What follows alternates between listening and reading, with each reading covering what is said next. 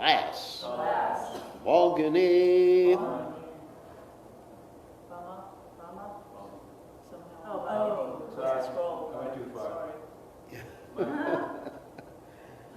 was wondering what happened, whether we had a disconnect here. So, Bhagini, my dear sister. Aho, alas. Mama, my dear brother-in-law. Maya, by me. Vam, of you. Bata, indeed. Papmana, because of sinful activities. Purusha Addaha, a Rakshasa man-eater. Iva, like. Apatyam, child. Bahavaha, many. Hinsitaha, have been killed. Sutaha, sons. Translation.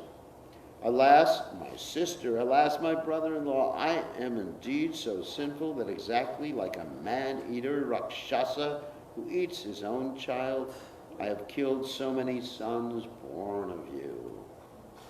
You can repeat, alas, my sister.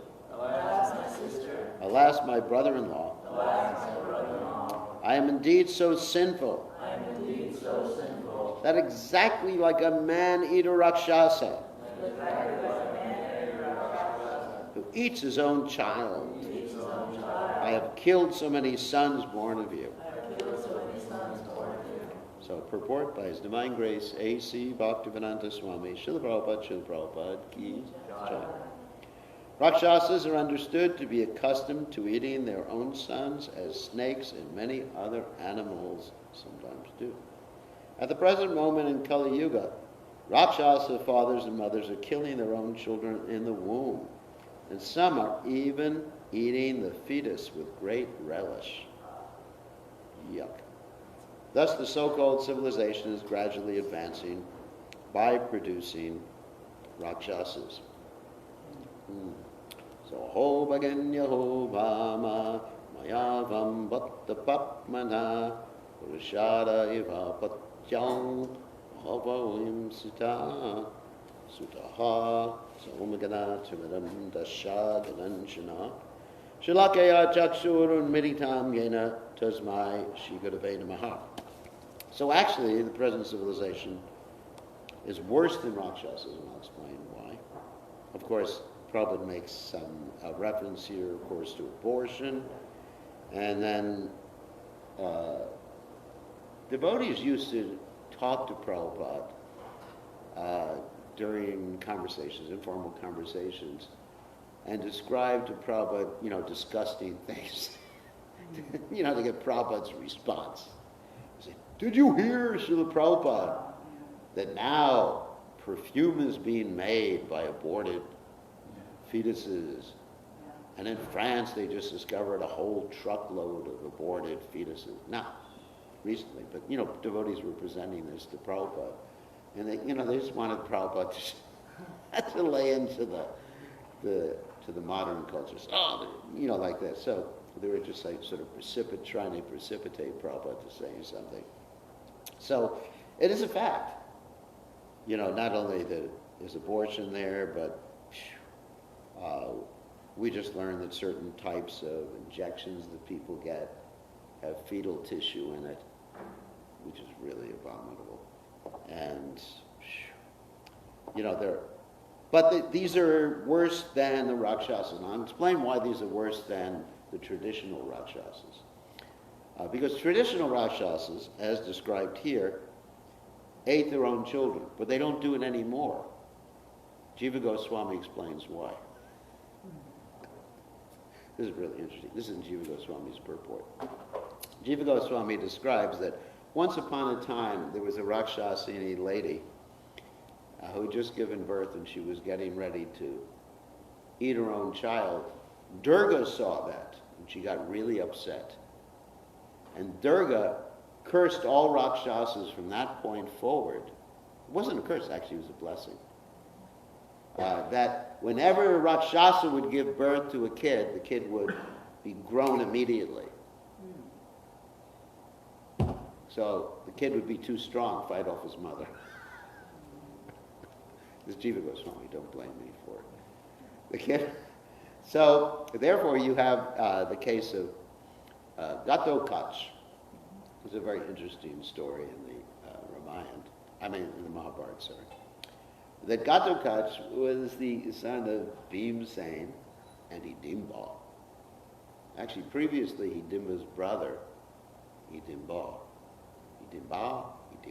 That's how you make something feminine in Sanskrit. You add like a long A at the end. So Hidimba, her brother, was trying to feast on the Pandavas. It was just like that poem we learned when we were young. Fee, fi, fo, fum. I smell the blood of an Englishman, So he was smelling the blood of the Pandavas that he wanted to feast. And then what happened is that he sent his sister, Hidimba, to get them, to trick them so he could have his dinner that night. And Hidimba, when she saw Bhimsen, she thought, well, I can enjoy eating him, but that's just a few minutes, but I can enjoy living with him, and that'd be a whole lifetime. Because he was so handsome. He was like the Hulk. I'm not exactly. Not exactly like ugly like the Hulk, but he was a big Hulk. Man. Like, really strong. And so she fell in love with him, and her brother came out, was very upset, ready to kill her, and Bhimsen and the Pandavas, and he had a fight with Bhimsen, and Bhimsen just basically whirled him around and chucked him away. And then she wanted to marry Bhimsen, and what happened is that Bhimsen was reluctant at first, but then his mother said, I guess this is the Dharma because she's fallen in love with you. You can't refuse. So they got married, and the deal was that after they had a kid, he would go away. So they got married, and they had a kid, and then right after they had a kid, he was full born. That was the story. Ghatotkacha. And he had his head was like, that's called Ghatotkacha because his head was like a pot. In other words, he was bald. He didn't have to shave his head like we do. So, and then he pledged allegiance to his father, and he was a good Rakshasa. Actually, later on, Bhimsen came back to visit his wife, Hidimba, and he found out that she was eating people still, because that's a Rakshasa. And he got very angry, and he made her vow not to eat people again. So, it's an interesting story. And there's many stories about Rakshasas. Actually, in the Bhagavatam, in the 12th canto of the Bhagavatam, it's described that the Lord created 3 classes of living entities in this world. Rakshasas, demons, and devas. But that refers to the modes of nature, because Rakshasas are in the mode of ignorance. In other words, they pravatim cha, nivartim cha, janana, vidu, asura. Actually, it's worse than that. Not only do they not know what is to be done or what is to be done, but they just act on impulse, what feels good. So that was like the hippie philosophy in the 1960s and 70s. That if it feels good, it's good for you. So just do it. And, Woodstock was actually as much as we romanticize Woodstock, it was basically in that particular mood. I'm not saying that they were Rakshasas, but still it was that particular mood. So in the modern day and age, I'm going to tell some stories in the Bhagavatam, but first I'll tell a story about modern day Rakshasas. People actually eat others, cannibals they're called. One of the places that I preach in is called Fiji. Fiji was previously known as the Cannibal Islands, because up to the middle of the 1800s, they were still eating people. So what happened is that when the first missionaries went there to preach to them, they ended up in the soup, literally. And these Rakshasas, oh my God, I'll get in trouble with the Fijian people. Anyway, so Uh, because many of them are descendant, I mean, half the country descendants of these particular people. So what happened, and it's interesting when you go there, they actually make it like a tourist thing, this is how we used to eat people. And they show the different implements, like the forks and the spoons that are used. So it's like an attractive tourist feature that people can see about the Rakshasas, the people ate each other. And so actually, when the first missionaries went there, the missionaries, of course, were wearing shoes and boots. And the Rakshasas, the people, have never seen shoes and boots before. So what they did is they thought it was just part of the body, so they made soup out of them. It's a boot soup and shoe soup and things like that. So that's a story of modern-day Rakshasas. So now we're going to tell a story of Rakshasas from the Vedic literature. We already told the story of Bhimsen. So one story that's told in the 9th canto of Srimad Bhagavatam, I believe, is the story of Sodas. Sodas was a member of the Ikshvaku dynasty in which Lord Ramchandra appeared, interestingly enough. And Sodas had as his guru Vashishta Muni, who was the guru of all the members of that particular dynasty. So Sodas was a great king, and he did his service nicely as a great king, and he went out and he was protecting the people in his kingdom. And one day, while he was protecting the people in his kingdom, what happened is that he saw some Rakshasas that were harassing the people. So he killed one of the Rakshasas. And after that, the story in the 9th canto of Srimad Bhagavatam, after that, he forgave the Rakshasa's brother whom he killed. And so that Rakshasa's brother, who was also Rakshasa, obviously, he wanted to exact revenge against this king, Sodas. So he took employment in the king's kitchen, and he was sometimes cooking human flesh for the king, unbeknownst to the king.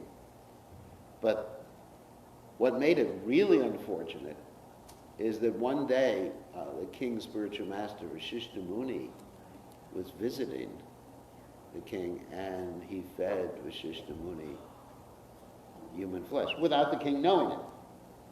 And so Vashishta Muni, first he blamed the king, Sodas, for it. And he said, "You are just like a Rakshasa. You served me human flesh." And he cursed the king to become a Rakshasa. So it's described that as soon as he became a Rakshasa, everything looked like food to him. It's interesting, the modes of nature, how they affect one's consciousness. And also, another point is that we have to really understand that we all have certain types of bodies that are, even the gross physical body, we're not talking about the subtle body right now, that's inclined towards certain activities, depending on the mode of nature, which are affecting our particular type of body. Like we were mentioning yesterday, like Prabhupada said, it's natural to enjoy the taste of things in the mode of ignorance. It's just natural for the body, because the body is, the body naturally, or let's say the soul within the body naturally has this inclination to taste different things. And even, Prabhupada said one day they'll discover how tasty human flesh is, and they will feast on it. So the soul naturally, the body, or the soul within the body, naturally has the propensity towards illicit sex, intoxication, gambling, all these things attract. So we have to be very much alert because of the natural propensities of the body. There's like natural things like what we call hormones and things like that. Because when you contemplate something, you get attached to it. So, anyway, so all of us or at least those of us who don't have bodies in the mode of goodness, have these different inclinations. We say the body has different inclinations. So we have to be very careful about it. So in the case of Sodas, he got cursed and he got a body with a lot of these inclinations, a Rakshasa body. You know, some of us have Rakshasa bodies, some of us have bodies more in the mode of passion, some of us have bodies in the mode of goodness. You know, it's just different. But actually Prabhupada said we're a mixed caste of unknown origin. So I think all of us experience different inclinations from time. You know, sometimes we may want to be intellectual. Sometimes we may want to be angry. Just like you see sometimes. It's really interesting that even devotees sometimes, they get, not pure ones, obviously, but people who are struggling to be Krishna conscious, they become hateful towards others. You just, oh. Actually, if you're feeling hateful, that's a Rakshasa tendency. If you're feeling hateful up towards anyone, Rakshasa, not saying you're Rakshasa, it's a Rakshasa tendency. Lust, anger, greed. That's mentioned by Krishna in the 16th chapter of the Gita. There's 3 gateways leading to hell. Lust, anger, greed. So these are like Rakshasa stuff. Lust, you know, so anger. Except when Lord Shingadev gets angry, that's kind of cool. Or when you get angry at someone who's an atheist, but the hatefulness is not part of a devotee's consciousness. If you're hateful, that's Rakshasa. Because even a devotee, let's say a devotee who's preaching Krishna consciousness, you're supposed, second-class devotee, you're supposed to avoid the envious. You're not supposed to hate them. I had a discussion with someone one time. They were giving class, and they said, as a second-class devotee of the Lord, we have to be compassionate to the innocent people. We have to make friends with the devotees, worship the Supreme Personality of Godhead, and be hateful towards those who are envious. What? And I raised my hand. I said, what? Hateful, that's Rakshasa. You know, we're not hateful towards anyone. So this is a really important point because I've seen that, you know, I get emails from people saying I'm hateful. We should love everyone. Yastu sarvani bhutani atmane bhavapashne. We may not agree with everyone. We may think that someone is not following the proper procedure.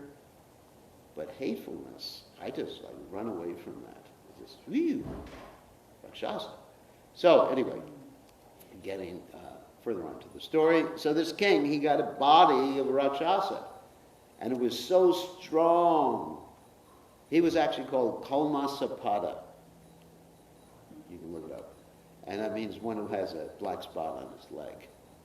Pada. Pada means foot or leg. So anyway, so he just, everything looked delicious to him. It's interesting. I mean, one time I was fasting for a long time. I was in the forest, and even the trees looked delicious to me. I was thinking, should I eat the leaves? I mean, there's that story in the Mahabharata about the guru who was testing his disciple, and his disciple ate poison leaves and became blind as a result of that. So when you're hungry, everything looks good. So anyway, so everything looked like food, you know, not just people, just like any animal, anything you could see it. Like tiger. Like Prabhupada. Actually, Prabhupada was talking about Russians one time, and then Prabhupada said they like to eat meat because it makes them strong as tigers. And Prabhupada said they'll become tigers in the next life.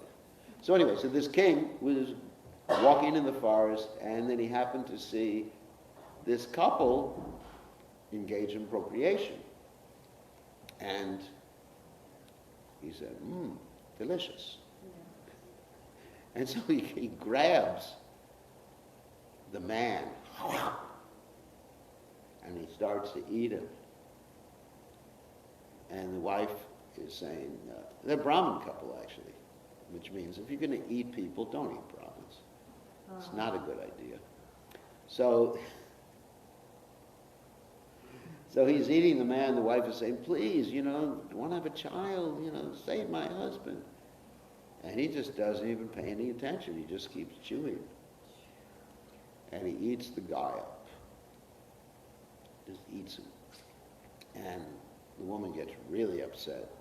And she curses him because, you don't want to eat a Brahmin or Brahmin's wife or whatever. And she curses him that whenever you want to have a relationship with your wife, you'll die. So he hears that curse and takes it very seriously because he understands that Brahmins and Brahmanis are very powerful.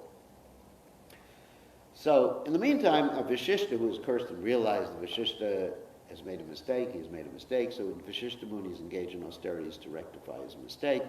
And 12 years later, he takes away this curse from Kalmasapada, Sodas. And Sodas becomes like a normal human being again. And then he goes to his wife, Madhyanti, and he says, it's time to have a kid. And she says, it's not a good idea. You're going to die. And then they're thinking, what can be done? We want to have a child. So they call for Vashishta Muni. And Vashishta Muni impregnates her. And then after another 12 years, she still hasn't given birth. So this is such an interesting story. And then Vashishta Muni, in order to get her to give birth, throws a stone at her. Don't try that at home. It's not really, it's just not ordinary. He's a Muni, he's a great sage with a lot of spiritual potency. So anyway, so he throws a stone at her, and the kid's born, and he's called Ashmaka. Ashmaka means born with a stone. So that's a very interesting story. So, but Rakshasas don't do everything wrong. Let's see how much time we got. Actually, some things Rakshasas do is highly recommended. And that was brought forth in the story of Rukmini being kidnapped by Krishna. That it's an interesting thing that Rukmini, of course, she's the goddess of fortune. She's eternally married to Krishna. But there was this whole stupid arrangement to get her married to Shishupal. And Shishupal was Krishna's cousin who was completely envious of him all the time. And Rukmini wasn't accepting it. And she wrote a note to Krishna that was carried by a Brahmin. And she said, you should do something in the Rakshasa style. Not meaning eat people. But Rakshasa style marriage is actually one of the authorized Vedic marriages. There's different types of marriage. The normal thing, Swayamvara, arranged marriage. There's arranged marriage, there's Swayamvaras where there's some competition. And Swayamvara actually means the girl chooses her own. She can choose. She can say, I don't want that guy, like she said in the case, Draupadi said in the case of Karna. But then another one is Gandharva marriage, where someone just goes up. That was like Shantanu and Ganga Devi, where they just exchange garlands and they're married.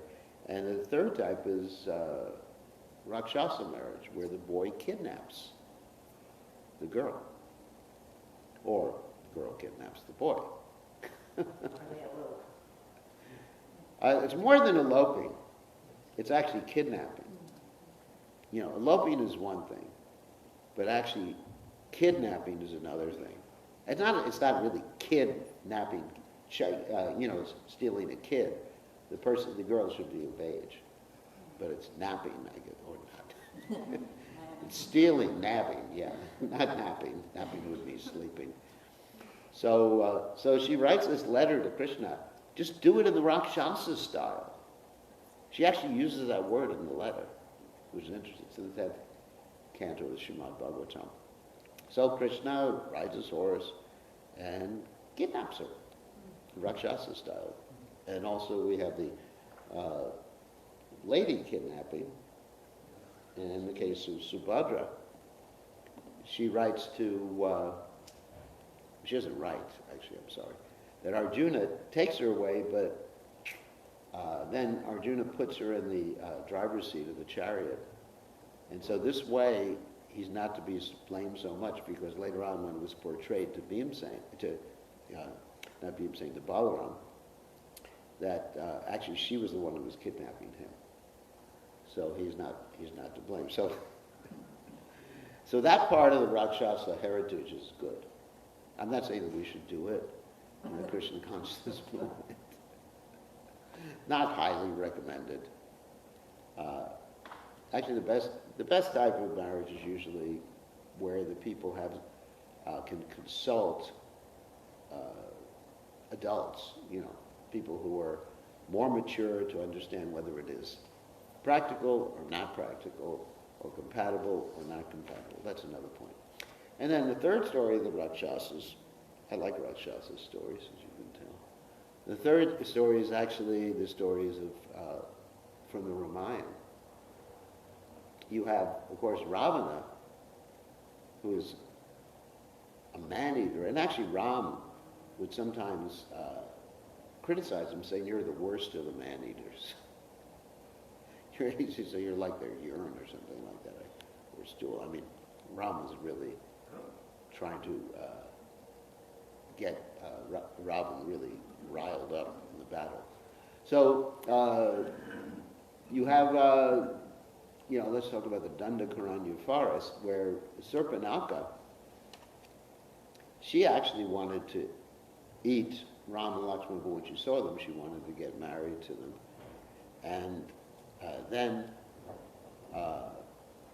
Ram was asked, actually besides that point, Ram was asked to protect the sages in the Dandakaranya forest because all the Rakshasas were eating them. Very bad. And then the whole war between Ram and the Rakshasas, or Ram and Ravana, was to protect the residents in the Dandakaranya forest. So anyway, so there's many stories of Rakshasas. And the main thing I want to leave everybody with is that we should be able to identify in ourselves the Rakshasa tendency, which I mentioned is lust, anger, and greed. And when you feel like that, you should think this is a Rakshasa tendency. That's why Krishna describes the modes of nature in the Bhagavad Gita, mode of passion, mode of goodness, mode of ignorance. And then with the higher self, with the intelligence, one should be able to identify that and then be able to control it. Now, how do you control it when this Rakshasa tendency sort of like overtakes Avatam Gyanametena Gyanino Nityabayana Kama Rupena Kontya Dushprena Lenacha, as described by Krishna, that Avatam becomes covered. Jnana, your knowledge becomes covered. How do you deal with this? That's why it's very important to be in the association of devotees and be able to take advice from devotees and be able to extricate yourself from the situation when you feel like that. Take a long japa walk. Don't just like fire off an email at someone, a Rakshasa email at someone saying how hateful you are. Just identify, understand. Take a walk, chant japa, look at things more clearly, and take advice from devotees if you can't control yourself in that particular circumstance. So anyway, so these are some of the points. Don't be a Rakshasa. So any questions or comments? Questions, comments? Yes? Just like trying to drill down on hateful, what constitutes hateful? When you hate someone ad hominem, statement, ad hominem, and in other words, when you're criticizing someone, you can talk about what someone does in a dispassionate way. You can say, well, let's use an example. Well, this person, all right, let's say someone's driving a car, and this person is actually tailgating all the time. I mean, that happens all the time. Not with me, I don't tailgate. But when I'm driving, people tailgate behind me. So there's the natural tendency for me to think, use some nice Krishna conscious words. You're a Rakshasa, You're a demon, and this demon is tailgating. So, like Lord Jesus said, hate the sin, not the sinner. So to think this is not so productive. And then you take a remedial measure, not showing a mudra of the person. What I do is I put my blinkers on, both of them, like emergency blinkers. And as I go past the speed limit on the sign, I just put my finger out the window and point at it. But, I have to control not to hate the person. It's just like, I said, this is not productive, what he's doing, and not hate the person, because if you're feeling hateful, it's just not the sign of a devotee, or a sign of someone in the mode of goodness. And it's not even productive. I mean, in the mode of passion, at least, you think of being productive. Like how to slow the guy down so he doesn't tailgate you. That's even passion. But in the mode of ignorance, it's just like this uncontrolled rush of hatefulness and anger, which is not productive.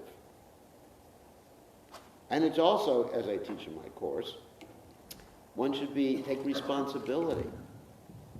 Yes, you may be angry. I am angry because I have a need for safety, and this jackass, is fine. I'm showing what you shouldn't do.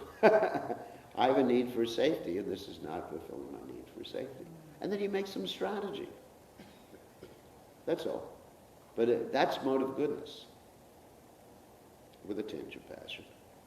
But if it's just like, it's just so disgusting how people sometimes are like hateful, demons, using these pejorative words towards people and attributing to them motivation, isn't it? And when doesn't hate ultimately lead, because they become a bad person, you can kind of rationalize doing bad things to them, Yeah. or having bad things done to them, and feel it's okay because they're this. That's right. And that hate actually destroys you physically too. Allows you to you become like what you think they are. You take on those qualities. When you're vengeful, hateful, you take on those particular qualities that you're projecting on that particular individual, the particular situation. Yes, and you think you can get away with anything. It's not a devotee quality to be hateful like that. It's a lower quality. Yes. I have heard in the past, we are affected in every thought, intention, or goal or action we undertake is covered, infiltrated by our emotions, positive or negative. That's right. That's right. So that's why we need to be on the Buddhi Yoga platform. Buddhi means intelligence. That there has to be introspective. Sages are called introspective sages. So we should always be examining our own emotions, motivations. We talked about motivations the other day. We should be examining to see if this is appropriate in terms of my goal of becoming Krishna conscious, of my goal of becoming a human being. Yeah. Think before responding or saying things. Okay. On that happy note.